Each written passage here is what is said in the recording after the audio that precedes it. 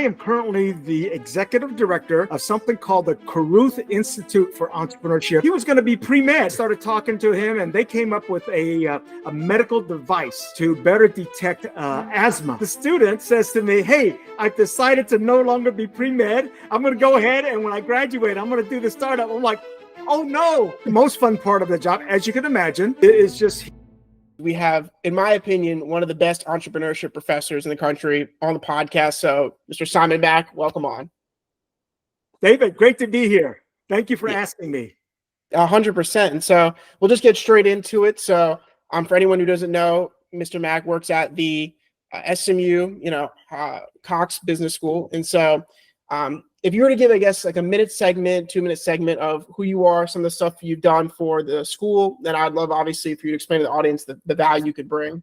Sure. So first of all, I am currently the executive director of something called the Caruth Institute for Entrepreneurship at the SMU Cox School of Business. In academia, we got these long titles. And basically what that means is I run the Entrepreneurship Center at the business school, SMU Cox, but I also oversee the department. And so, the undergraduate courses, MBA courses, and things like that as well. So I'm involved in both the academic world, and then also I'm involved in the center, and the center is focused on community service. So that's it's a very fun part of my job to work with students, but also people in the community here in the Dallas area. Yeah. And so what are some of the most fun parts of the job that you personally love doing? Oh, I am currently the executive director of something called the Caruth Institute for Entrepreneurship at the SMU Cox School of Business. In academia, we got these long titles. And basically what that means is I run the Entrepreneurship Center at the business school, SMU Cox, but I also oversee the department. And so, the undergraduate courses, MBA courses, and things like that as well. So I'm involved in both the academic world, and then also I'm involved in the center, and the center is focused on community service. So that's it's a very fun part of my job to work with students, but also people in the community here in the Dallas area. Yeah. And so what are some of the most fun parts of the job that you personally love doing? Oh, the most fun part of the job, as you can imagine, is just hearing students, come take my class. And a lot of times, when students take entrepreneurship classes, they're not really looking to be entrepreneurs. They're just kind of interested in what's going on. And so I teach the intro to entrepreneurship class. And I purposely asked our admissions department, our registration office, to allow first-year students in my intro to entrepreneurship class, because I want to get them early on and to start getting to think about the possibility of starting your own business. So I think that's really the fun part, is for me to see how my class can actually change a student's career trajectory. I'll just give you a case study. They're one of the most successful student startup teams in the history of SMU is a student team called BioLoom. Okay, BioLoom was probably on campus, coming on 7 or 8 years ago, and when I met the team, they were students, and one of them who actually became the CEO of the company, he was going to be pre-med, all right, and so he's going to be pre-med. And so I started talking to him, and they came up with a medical device to better detect asthma, right? So he came up with the medical device. That was their idea. They took it to pitch competitions. And then they got a lot of success doing that. Well, next thing you know, the student says to me, "Hey, I've decided to no longer be pre-med. I'm going to go ahead, and when I graduate, I'm going to do the startup." I'm like, "Oh no!" please make sure you talk to your parents about that first, right? And so that was a lot of fun. Is when students, and of course he said yes. I talked to my parents, and they're very, very supportive. So that was a very, very nice experience for him to shift his whole career because of the entrepreneurship that he experienced at SMU. Another one is just getting students. One of the exercises that they do in my class is come up with startup ideas. And so I have them come up with 10, 20, 30 different startup ideas. And so it stretches them. And some of them would say, oh, I never thought I can come up with startup ideas. But by the end of my class, they're able to do that and be confident that they came up with some pretty good ideas. And so, things like that. Entrepreneurship professors, we sort of have a different voice, right?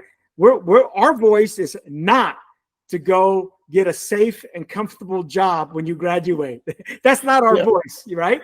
And so not all students are ready to hear those words, but that's what I try to do is I give them an alternative voice in terms of what to do regarding your career. And I always tell them, I said, hey, why work for the man or the woman when you can be the man or the woman? I love that. And I guess, you've taught so many students. What are some of the key, exercises? You mentioned the going up with the startup ideas, but what are some key exercises you think that you do in your class that other people should do to help their journey in entrepreneurship? Absolutely. Number one is coming up with the idea, right? But what I find is that a lot of people, when they come up with an idea, they don't do what's called problem market fit. And so you might have heard the phrase product market fit. But before you start talking about the product, you need to make sure that the problem you're trying to solve, it really is a problem that people care about and care enough about to pay you. And so that's called problem market fit. So I tell all my students, I say, before you pitch me your startup idea, you got to tell me what problem you're trying to solve. Yeah. And so it's a different mindset, right? And if I can get my students to think solving problems and what's the problem they're trying to solve, then the next step is come up with the solution, and that's product market fit.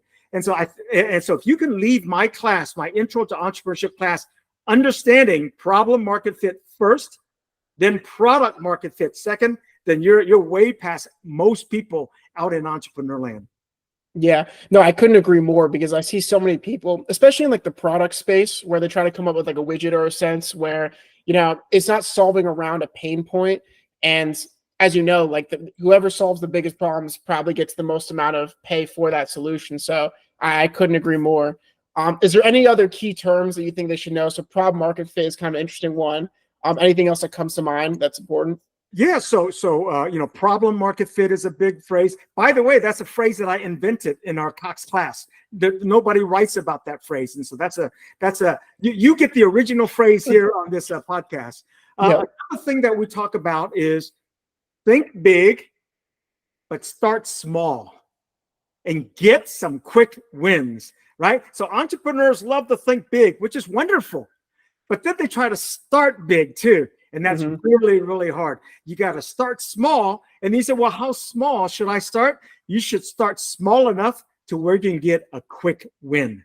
And so that's another thing that I talk about. And so I teach something called the lean launch methodology, or the lean startup methodology, which is all about starting as small and as lean as you can. Yeah. I mean, that was our first conversation. I remember I was trying to solve the world's problem on the first go. And you said, well, why don't you just get a couple people in the door and then we'll talk from there, and then you iterate. And how often do you think students come to you with this grand idea where they want to go for the $1 billion before they make their first dollar? All right, David, I'm going to answer your question in an indirect fashion. Okay. I have found that when students or people from the marketplace, they come to me and they pitch me their idea, I have found, David, that most of the time, they're actually not looking for my feedback. They're looking for me to confirm their idea. Yeah. You know what I'm talking about? Yeah, exactly. Yeah. Turns out most people really don't want advice. Most people want confirmation of what they're already doing. And that's sort of just the life example. And your startup idea is just an example, right? And so I have to very, very quickly find out whether that person, whether it's a student or somebody, an entrepreneur in the marketplace, they really are here seeking my advice, or they really just want me to go, wow, great idea. Yeah. And so that's the first step. Now, assuming that they want my advice, I try to walk them through the problem. What's the problem you're trying to solve? Who exactly is your customer? We call that your early adopters, right? And so that's a really, really hard question to answer. Who exactly is your initial target market, your early adopters? And so once you can figure all that stuff out, then your beginning stages in entrepreneurship and your startup gets a lot easier. Yeah. And do you have any advice for what particular business people should be starting? I know that it's probably very different to start a very large, say, software business versus maybe a landscaping business. So is there any sort of business you think that maybe one, people should start with, or two, be looking into? Yeah. And so the answer to what business you should start really begins with, what is your personal aspiration? In other words, if you want to be the next Elon Musk, then you're not going to start a lawn mowing service. Mm-hmm. Right? On the other hand, if you're happy, living a comfortable life, and we call that a lifestyle entrepreneur, then you might start a lawn mowing service and then expand it and go nationwide. However, there's something called effectuation theory. And effectuation theory was created by a PhD professor when she was getting her PhD, and basically asked the question, what do long-term successful entrepreneurs do when they start their next idea? Right? How do they come up with their next idea? And so basically, long-term successful serial entrepreneurs ask 4 questions when they come up with their next idea. The first question is, who am I? So they look for an idea that resonates with them, that means something to them, right? And so don't just pick up an idea just because you think you might make a lot of money. If there's no personal meaning to you, chances are that's not something that you're going to follow through. So number 1 is, who am I? Number 2 is, what do I know?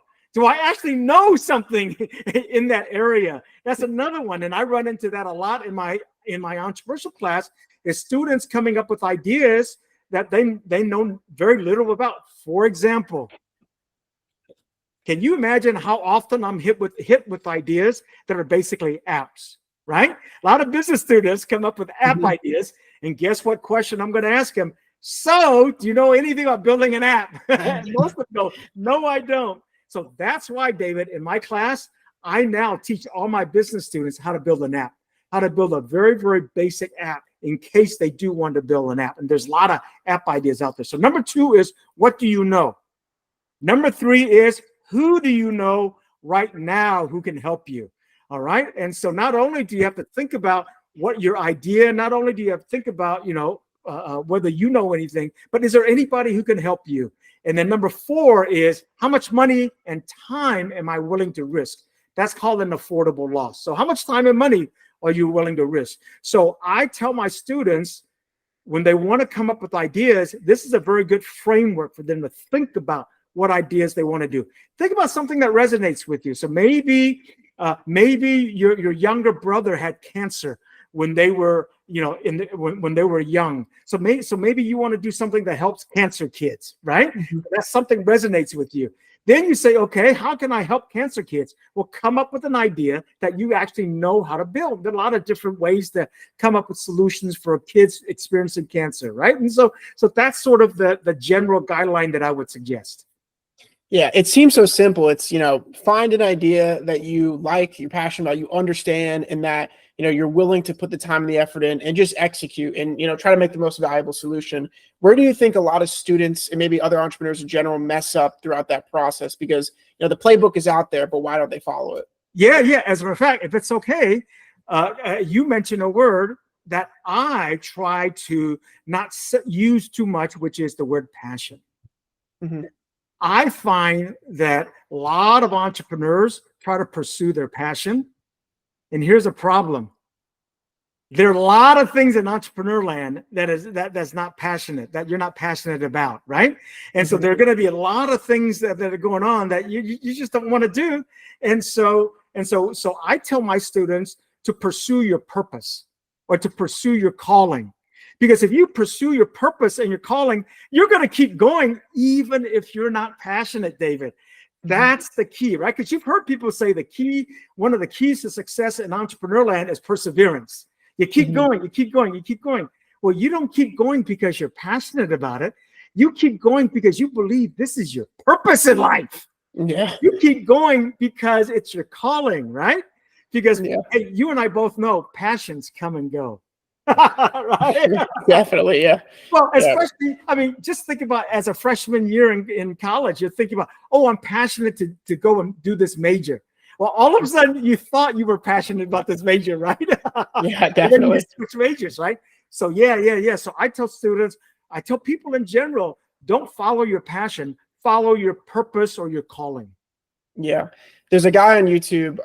His name's Alex Hermosi, for anyone who might know him. And he's a successful entrepreneur. And he always talks about how you shouldn't follow your passion because most of the things you're going to want to do in entrepreneurship, you're not very good at. So let's just say you want to do sales and that's your purpose, and it's in using your terms, and you'll get good at sales and that's what will make you like it. So do you think there's any truth to, you tend to be passionate about what you're good at and what you like, but also there's a divide between how good you actually are in the particular skill that'll make you win versus where you want to get to. So do you think there's any truth in that testament?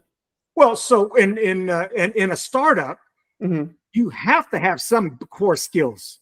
But then there's going to be a lot of things that you don't know that you have to learn. So let's say you're an engineer and you know how to build apps or build product, but you don't know anything about sales, right? And so do you go, well, I'm not going to do any sales because I'm not passionate about it. No, you got to go do sales, right? And so that's why this word passion is, you got to be very careful about that because it will lead you down a wrong path. Another thing I want to touch on is, entrepreneurial academics, right? So when I think to myself about, being taught entrepreneurship, I think, well, why don't you just go out there and start a business? And that's what you're saying, where you have, actually active, activities where you're going out there and trying businesses. So what do you think is an important way that academia could program entrepreneurship courses, obviously, as you've done this, that you try to do in your courses? Yeah. So I've been very fortunate at SMU. The Caruth Institute for Entrepreneurship was founded in 1970. We believe we're the first entrepreneurship center in a university in the world. And so I've now been doing this for 20 years, David. All right. So it's been quite a journey. And so we've been very, very fortunate and blessed to be able to watch how academia has influenced entrepreneurship, right? And so I think what we have to do is we need to realize, or people need to realize, that just because a student takes chemistry, it doesn't mean they want to be a chemist. Just because a student takes accounting, it doesn't mean they want to be an accountant. Just because a student takes entrepreneurship, it doesn't mean that they want to be an entrepreneur. And so as an entrepreneurship professor, we have to sort of take a step back and tone down the rhetoric about, you got to go start a business, you got to start a business, right? Because most students, they're not there. On the other hand, we need to look for the gems in the class, and the gems in the class, they'll percolate up, right? It's like somebody who really enjoys accounting and wants to be an accountant, right? They'll spend time with the teacher after class, and they'll say, "Oh, what do you do? What do you do?" And then that's when you go, "Okay, I know you're serious about entrepreneurship. Let's go deeper and let's see what we can do together." And so I think that's probably an adjustment that academia is still trying to make. How hard you should push, actually starting a business versus how hard you should push what's called the entrepreneurial mindset. No, I mean, I couldn't agree more.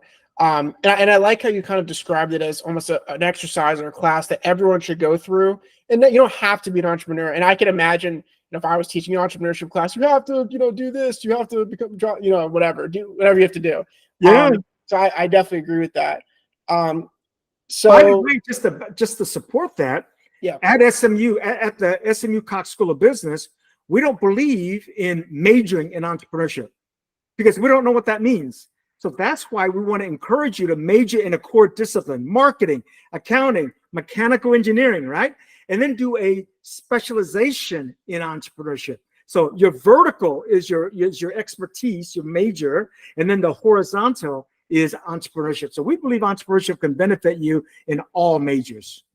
I'm not going to lie, that's actually very genius. I never thought about that. Because when you say entrepreneurship in and of itself, it doesn't mean too much, but No. and the first thing any entrepreneur is going to do is try to go out there and put a skill to a broad discipline. So if you're an accountant, you want to make your own accountant firm, Yep. that's very different. It's not just you're an entrepreneur, you're an accountant and you have your own company. Yes. So, yeah. So what sort of, at the business school, so anyone could be a major in, say, real estate and then specialize in entrepreneurship with that? Absolutely. That's exactly how we've designed it in the business school. Okay. Yeah, no, I like that. And yeah, so you also don't, was there ever an option to kind of have entrepreneurship as its own major, or you just kind of designed against that kind of thing, just for the ideology you said? Yeah. So we talked about it. And as a matter of fact, we actually offered a master's in entrepreneurship at one time. Mm-hmm. And people bought it and subscribed to it, but then it sort of fell away. I think it's because we're not sure what that means to get a master's in entrepreneurship, right? Yeah. And so I think the marketplace recognized that, and we in academia also recognized it, and so we terminated the degree. Yeah. And what do you think is the future for, not even just for SMU, but for all the universities across the country who are probably seeing this rising trend, and at least people are talking about it in the media more about entrepreneurship? What do you think is the future for the programs, for the schools, for the resources and whatnot? Yeah, I think the future is great. I mean, of course, I'm biased, right? Yeah. I mean, so again, as I mentioned, a lot of people are talking about creating an entrepreneurial mindset. Now, in my opinion, the best way to develop an entrepreneurial mindset is to go try to start something. And the best place to do it is in your classroom, where it's a little bit more safe, a little bit more guided, a little bit more protected. The other thing is, if you are going to be an entrepreneur, leverage the fact that you're a college student. If you leverage the fact that you're a college student, an SMU student in the Dallas area, man, everybody's going to listen to you and welcome you and take a meeting with you. As soon as you graduate, David, the rules change. Nobody's going to want to talk to you. You're really going to have to really, not nobody, but you see what I'm saying, right? It's going to be much, much harder. So yeah, so start when you're in college, try new things, start different things and get a feel for starting different things. Try to think about, how do you make money? That's called a business model, right? So don't just create a product. You got to think about the business model to go with the product, right? And so those kind of things. Yeah, and I want to touch on that and go into deeper detail. So on our podcast that's coming out on Monday with Joshua Taylor, we talked about, I think for 30 minutes, about how college is the best time. Joshua. I give a shout out to Joshua Taylor. Yeah, he's great. And so we talked about how college is the best time to start a business for a multitude of reasons. And so especially when you go to a school like SMU. So I kind of want to hear your perspective on that. So in your opinion, I think you would probably agree. So is college a great time to start a business? And if so, why?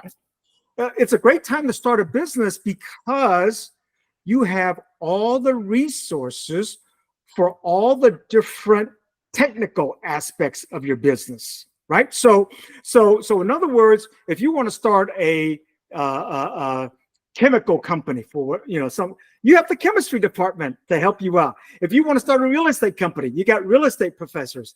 If you want to start a robotics company, you've got mechanical engineering department helping you out. You will never in the rest of your life have these kind of resources readily available to you and willing to help you out, David. Yeah. Right? That's how it is. And that's why Josh Taylor and the Spears Institute, they're going to do some really, really cool stuff specifically to help students. I just gotta let you know, I wrote down, I never even thought about going to the marketing department at SMU. So that was a great idea. I'm going to use that. Yeah. Yes. Good idea. But go to other departments too. Go to the advertising department. Go to the, for your company, you might want to do a jingle.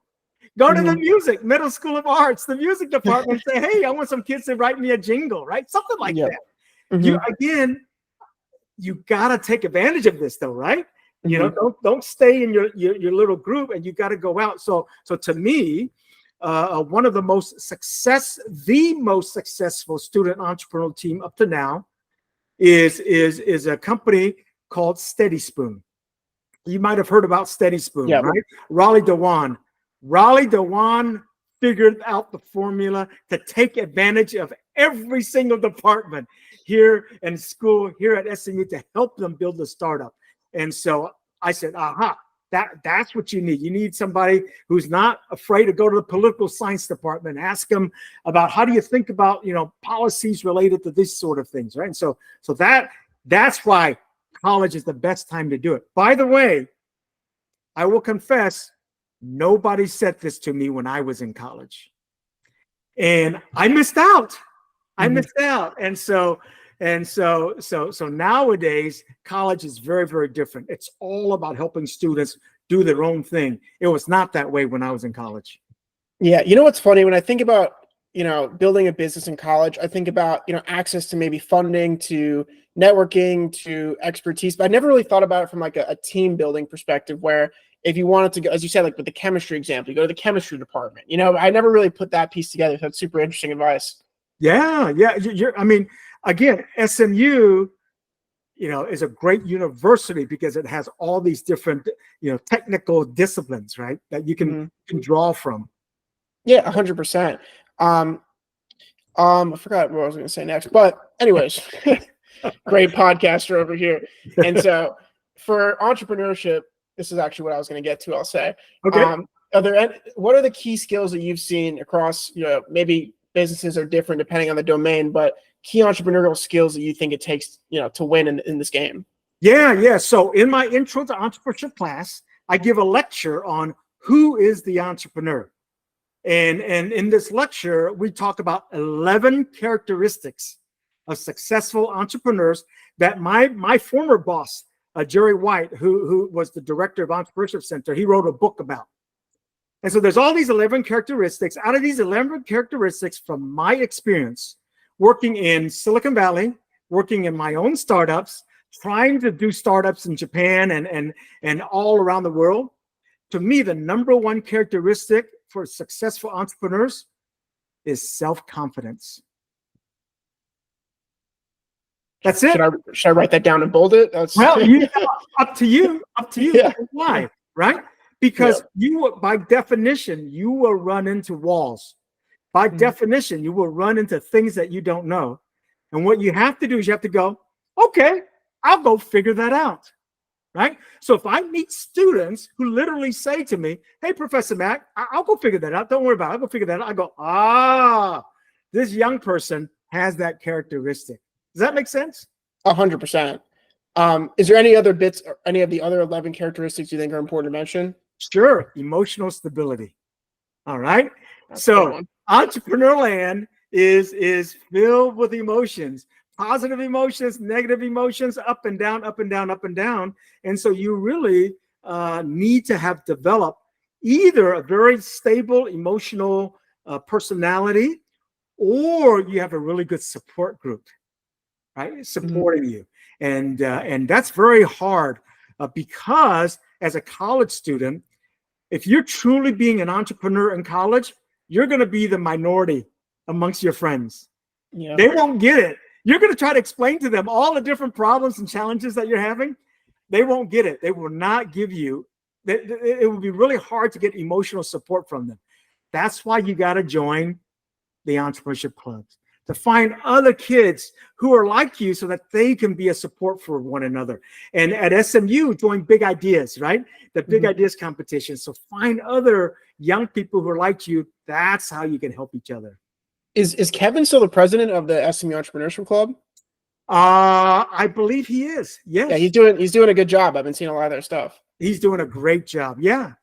And so definitely, finding sort of your cohort who are all entrepreneurial and looking to do different things. Otherwise, all of your classmates are going to all want to be, investment banking, or consulting, and very, very standard path, right? And they won't understand you if you want to go a different way.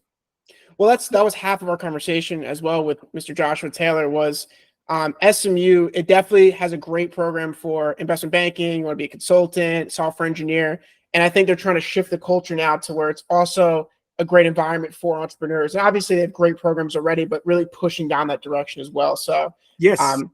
And I couldn't agree anymore with the people that are around you. If you're doing entrepreneurship, having other entrepreneurs around you is the most important thing. Luckily, I'm pretty lucky that both my roommates are business owners this year. But Ah, but again, you have to go out there and find those people. So a question I had for you was, I've heard that Y Combinator, before they invest into a company, they typically want there to be multiple founders, so co-founders, and it's just because it's easier to stay in it. The emotion, like as you said, the emotional discipline to stay in it is difficult. Do you agree that if someone, especially in college, is starting a business, they should maybe look for a co-founder, and if so, why? yeah, I would almost say by definition, don't start a business by yourself. Or if you start a business by yourself, as quickly as possible, see if you can get other people in with you.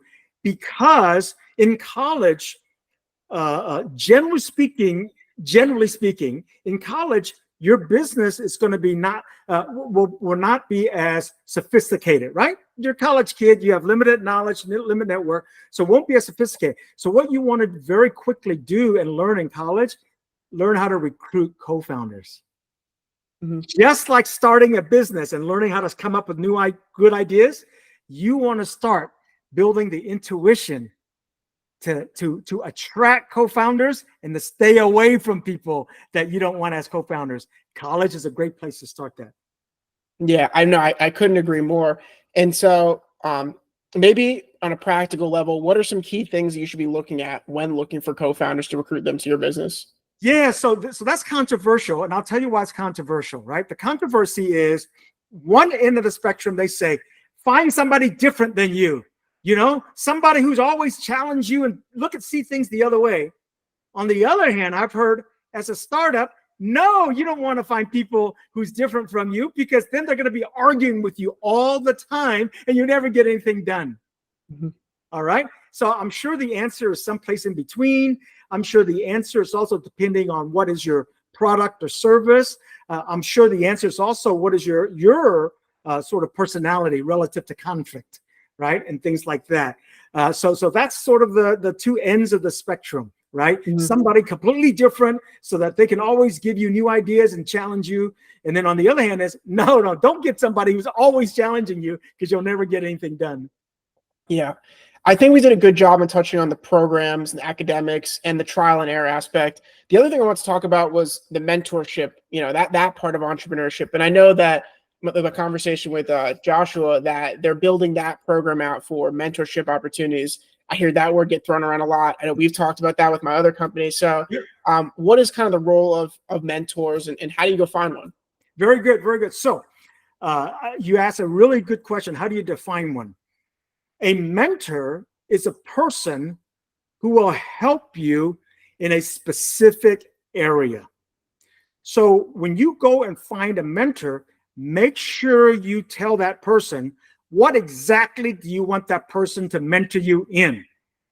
What you don't want to go do is go, hey, would you be my mentor? And then the person's like, well, what is it that you want me to help mentor you with? And then they run away because you scared them. You're asking them to do too much. And so I almost tell students nowadays is, don't ask for mentoring, just ask for advice. Don't ask for mentoring, ask for advice. And then if the person starts to give you good advice about a certain topic and you guys have chemistry, then the mentorship will follow. But to ask somebody to mentor you up front, that's very intimidating on both, on both sides, right? And so that's the thing, is make sure you know exactly what you want that person to mentor you on, and tell that person so it can relieve their anxiety of having to mentor you about life's issues and challenges and stuff like that. No, that's actually great advice. I've asked this question a couple of times. I think you said it the best, where obviously I've heard that you don't want to go up to someone and just be like, can you be my mentor? Because what does that mean? But mentorship is domain specific on like what you actually want for them. So, I've had people coach me through like website development, and they were a mentor to me in that respect, but they weren't my mentor on, all of life's problems and stuff. So I like how you said you want to go there with a specific intent of actually, this is what I would like to accomplish together. Yeah. And so if you want to go find a mentor, how would you go about that? Well, the first thing, again, in the context of SMU and a college, you start with your professors. All right. So in the entrepreneurship department, all my professors are either current entrepreneurs or former entrepreneurs or people who help entrepreneurs. All right. And so they are the resource to use.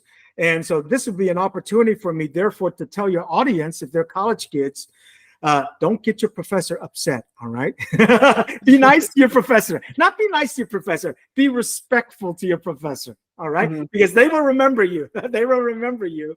And, and so, yeah, I would start with the professor. Now, once you utilize campus resources, then the next thing you do is in the city or the region that you're in, there's always entrepreneurship meetups everywhere. All right. And so that's like the standard thing now. So all you have to do is Google a startup entrepreneurship meetup. A lot of times these meetups are focused on a specific domain.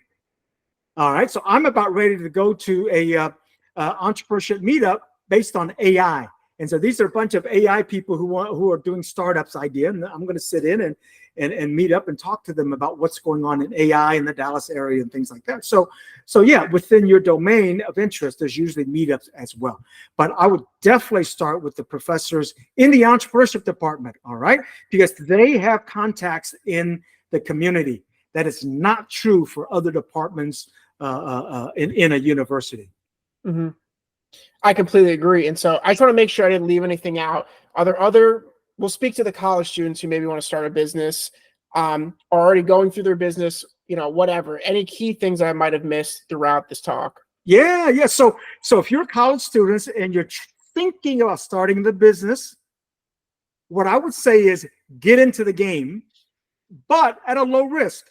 Just start doing something where you have to sell something, right? And try to make money off of it. And so I've heard things like, look, just try to buy stuff off of eBay and see if you can resell it to your classmates and make a little bit of profit, right? Something like that, just to get in the game so that your brain can start thinking holistically about profit. Because normally our brains are not trained to think that way. Our brains are actually taught to think very narrow. Very, very narrow, very, very focused. And as a matter of fact, in academia, that's how you succeed. You're the best in this physics field or something like that, right? But in business, you need to have a brain that can see the big picture as well as the small picture. Yeah, 100%. So get into the game. If you're just thinking about it, get into the game. I think that's the best advice anyone could offer. So again, I really appreciate you for coming on. This was a great time. And obviously, as things develop with you over the next couple of months, I'd love to have you back on. Yes. And as I mentioned previously, after spending 20 years at SMU, I now have found a new purpose. And my purpose is to go to India and to help start up, the first AI university in India. So it's still in education, but in a different location. And so I'll be glad I welcome the opportunity to talk to you about that at a later time as well. 100%. Everyone go check him out. Mr. Simon Mack, this was a pleasure. So thank you. My Instagram is @ProfSmack. Everyone check it out.